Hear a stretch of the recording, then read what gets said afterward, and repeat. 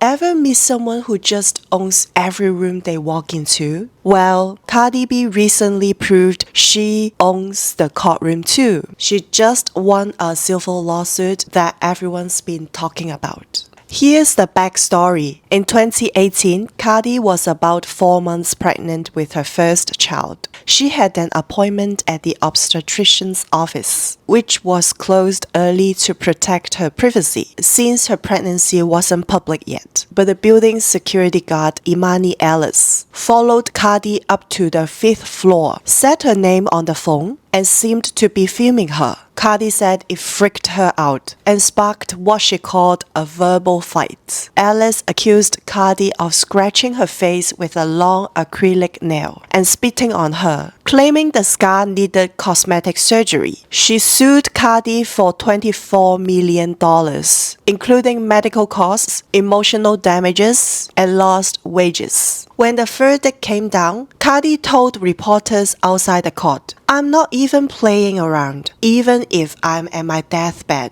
I swear to God, I'll say it at my deathbed. I did not touch that woman. I didn't lay my hands on that girl. I hope this is something I leave behind." And if you know Cardi, you know she doesn't hold back. Her testimony went viral for being bold and real. Pure Cardi, no filter. That's what makes her unique. Loud, funny, always keeping it 100. On stage, social media, or just living day to day. She tells it like it is, calls out nonsense, and under that energy is hard work, grit, and undeniable talent beyond the headlines. Most know her for massive hits, but Cardi's achievements go further. Grammy winner for Best Rap Album, Invasion of Privacy, the first solo female to win that category. As of October 2025, she's the highest selling female rapper in the Recording Industry Association of America history, with 77 million certified sales. But let's rewind before the fame and those record-breaking sales. Cardi B was born and raised in the Bronx, one of New York City's busiest and toughest neighborhoods. Her mom is Trinidadian and her dad is Dominican, a blend that helped shape who she is. Life in the Bronx wasn't easy. Cardi has said she was pretty and mad hype, which meant she stood out and wasn't afraid to stand her ground. In fact, when she was younger, she'd walk around with a razor blade clenched in her mouth, just in case someone tried to run up on her. She had to be on point and militant just to stay safe. Her parents split when she was 13, and she watched her mom work 7 days a week just to keep the family going. Her dad, the cool parent, lived a street life that taught Cardi to be smart with money. "That's why I'm always trying to invest," she explained. "I see people who have it all and then lose it." Cardi went to Renaissance High School for Musical Theater and Technology, where she was already bursting into freestyle rap at any chance. Her teachers still talk about it. She was always entertaining, always spitting rhymes even before she knew it. After high school, Cardi tried college but dropped out after a few semesters. Juggling classes and working long hours wasn't easy. The big turning point came when she was 19 and her boss at Amish Market told her, "You could make way more money as a stripper." So she became a stripper, not because she wanted to, but because she needed to escape an abusive relationship and make enough money to build a better life. Cardi worked in several New York strip clubs, most famously New York Dolls and Club Lust. Picture this, Cardi B on stage at Club Lust in Brooklyn's gritty Sunset Park, twerking to Drake and Meek Mill, making sure everyone noticed her. She paid $80 to $100 every night just to rent her spot. And sometimes she'd leave the club with nothing. Other nights, she could pull in $2,000. The club didn't allow full nudity because they served alcohol, so breasts stayed covered, but some did strip down to pasties over their nipples. Cardi's outfits were all about the wow factors. In fact, Frank, the club's general manager, still remembers her crazy, audacious stage outfits. She put a lot of time and effort into these elaborate outfits, which were always very bedazzled, bright colors. Erratic in a good way. She even rocked a Hello Kitty themed look. People say they want to go to the club and have a good experience. She fed off that. And she knew how to make the crowd have a good time, he said. Her stripper name was Camila. She said that even today, some of her old co-workers still call her by it. When Cardi first started stripping, she felt embarrassed. She said she could practically hear her parents' voices in her head,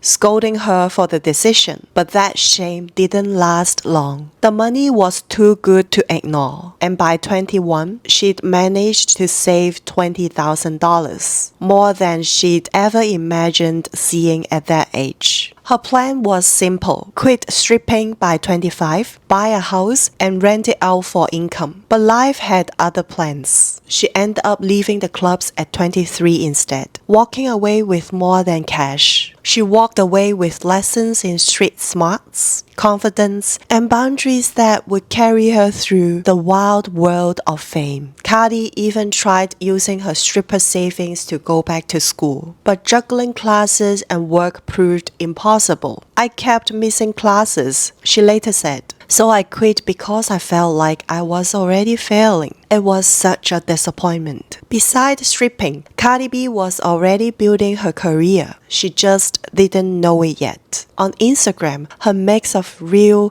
funny, and brutally honest videos quickly pulled in thousands of followers. Clips like her now iconic "A Hoe Never Gets Cold" went viral. It's cold outside, but I'm still looking like a daddy because a hoe never gets cold. Showing off her unfiltered personality for the world to see. Within months, she hit 100,000 followers, and people absolutely loved her vibe. These early viral moments laid the foundation for her rise, bridging her life from the club to the music industry stage. It wasn't long before that newfound charisma caught the right ear. Her manager, Shaft, noticed her talent for rewriting songs. She'd often remix hits from Beyonce and others, jokingly making them way sluttier. As Cardi put it, he pushed her to seriously pursue music. She agreed, and soon after, she left Club Lust for good to begin recording. It was bittersweet. Frank, the club's general manager, recalled, "We all kind of knew that this person we had the pleasure of being around was capable of so much more." Her online personality took off fast, leading to her breakout on VH1's Love and Hip Hop, New York. Cardi became one of the show's biggest stars with her confidence, raw humor, and unforgettable Bronx accent, cemented by her signature catchphrases like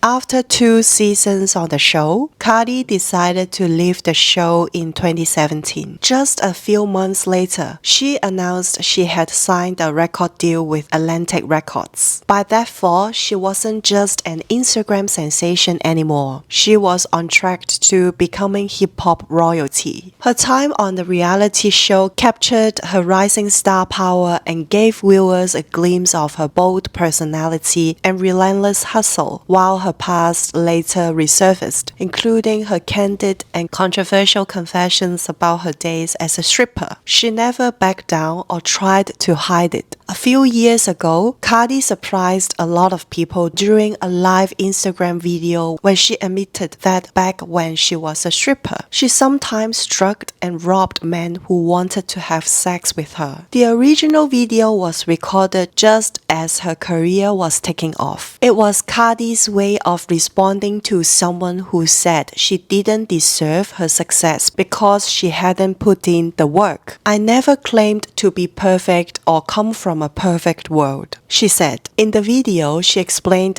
how she'd invite men to a hotel, then drug and rob them. When that video resurfaced, the internet exploded. People had strong opinions. Many were furious, pointing out that drugging and robbing someone is a crime, not a hustle. hustle. Some argued that if a male rapper had admitted to the same, the backlash would have been far worse. Cardi answered back on Instagram, saying she was talking about things in my past, right or wrong, that I felt I needed to do to make a living. She also noted that hip-hop culture allows artists to talk openly about their struggles and mistakes on the road to success. She highlighted that many rappers glorify murder, violence, drugs, and robbery. But she stressed, I never glorified the things I brought up in that live video. I don't even put those things in my music because I'm not proud of them. And I feel a responsibility not to glorify that. She explained that she made those choices because she had very limited options at the time. In that emotional live stream, Cardi said she did what she had to survive. Nothing was handed to me, she said, her voice shaking. She told how she'd take men to hotels, drug them, and rob them, but clarified these men weren't strangers. They were people she dated or was involved with, who were fully conscious and consenting. She also emphasized that she never celebrated or promoted those behaviors in her work. I don't rap about it because I feel a responsibility not to glorify it, she said.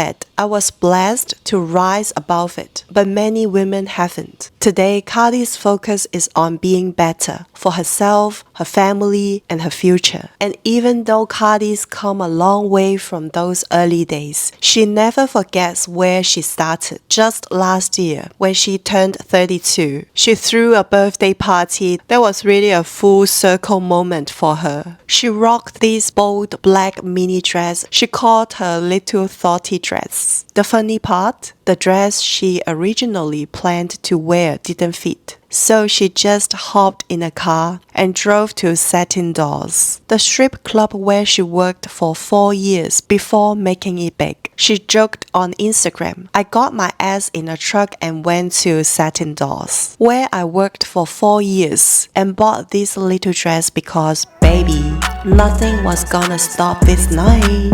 But what really hit home for her was how her old co-workers still treat her the same way, like family. She wrote, I love the fact that they don't see me like Cardi B. They still treat me like Camila. That's my stripper name. And it keeps me grounded. Cardi's journey, from viral controversies to humble throwbacks, always comes back to one thing, owning her past without letting it control her. She's not playing perfect. She's writing new chapters in the life she built from scratch. And that's the real Cardi B story. It's not just about fame or money or music. It's about grit, raw hustle, and turning struggle into strength. She took a life that could have broken her. Endless money problems, heartbreak, abuse, and turned it into something unstoppable. From dancing under neon lights as Camila to making history as the first solo female rapper to win a Grammy for Best Rap Album. Cardi shows that where you start isn't where you have to end up. She's got this wild mix of no filter honesty, tough resilience, and that bronze humor that just hits differently. Cardi says what's on her mind, even if it ruffles feathers. But she's also got a heart you can't ignore. She never tried to be perfect. She's always just been herself.